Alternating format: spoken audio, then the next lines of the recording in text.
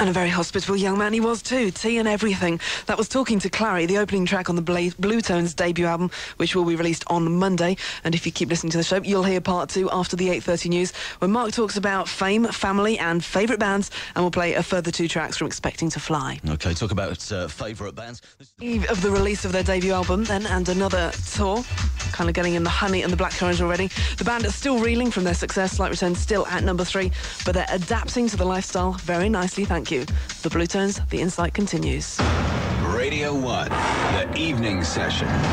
The Bluetones, the album Expecting to Fly. The track listing.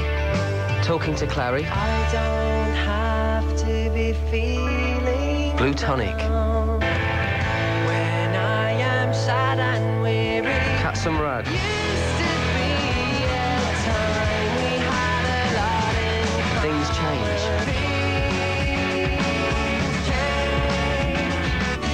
The Fountainhead. Can't Be Trusted. Slight Return. Putting Out Fires. Vampire. A Parting Gesture. And Time and Again. Is there any one song that there's a real story to? That is 11. Okay, what's the story behind the Fountainhead? Can't say that. Why? That's a bit personal. It's about my granddad. Is he still alive? Oh yeah, oh yeah. Does he know it's about him? No, it's not the sort of thing you tell people, is it? I've just written this song about you. It's not a horrible song or cutting at all. It's quite sad, really.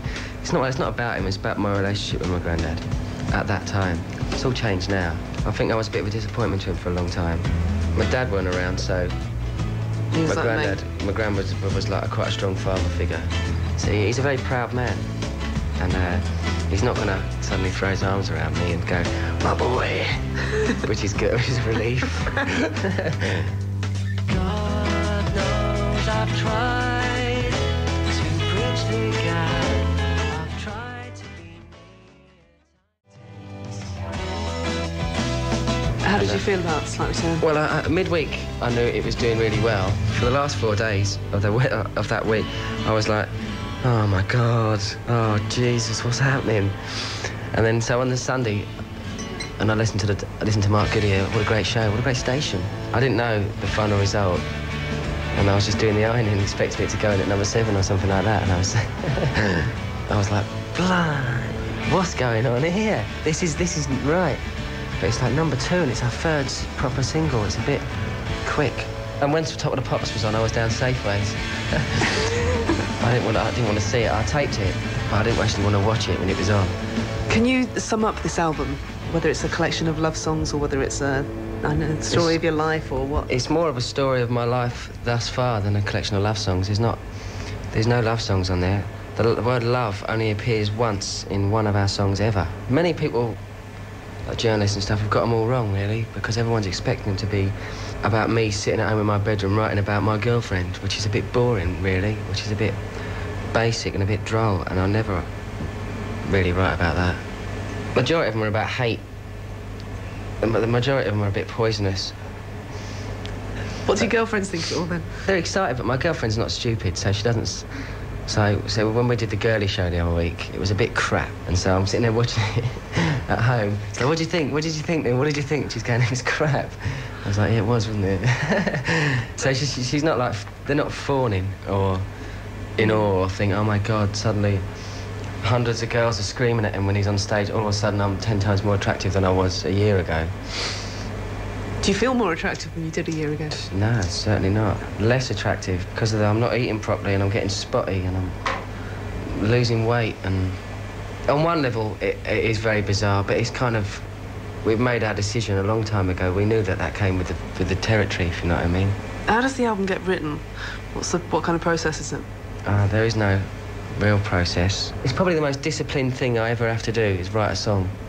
But, I mean, I've started again. The last week or so, I've felt the muse Is it like a feeling that just overtakes you? Yeah, well, yeah, it's sort of all of a sudden you feel like a writer again. And for a long time, I feel like I'm just a singer, and I'm a singer in a band. And then the muse touches you and you feel like a writer again. Which bands do you particularly admire? You mentioned the Stone Roses, and they're obviously mentioned when people are talking about Bluetones. My favourite band of all time, Buffalo Springfield. Like the Byrds as well, they all wrote songs. And Teenage Fan Club, they all write songs. So I'm big fans of bands like that.